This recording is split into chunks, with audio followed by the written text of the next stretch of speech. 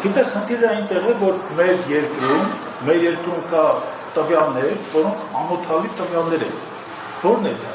Այսպես մենք բարձրացրել ենք նվազագույն կենսաթոշակի չափը եւ դա համատել ենք տարածաշրջանային երկրների հետ եւ Հայաստանում, եթե մենք ունենք 36,000 դրամ նվազագույն կենսաթոշակ, որը համարժեք $93 է,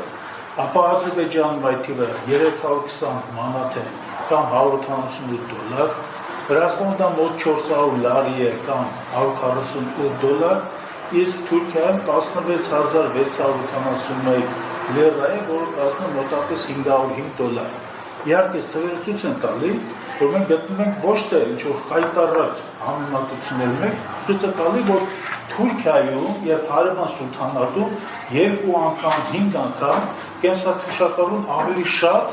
նվազագույն թոշակ է ստանում, իհարկե սա անհանդուրժելի մոտեցում է եւ այս պետական մոտեցման հետ կապված մենք խնդիրներ ունենք, որովհետեւ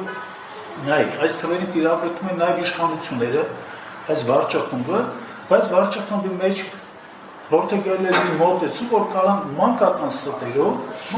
ստերով պարզապես խուսափել հարցից եւ հարցը տանել այլ բնագավառ։ Օրինակ, իշխանական թեզը տարածում են հիմնական որոշ ջատագովներ եւ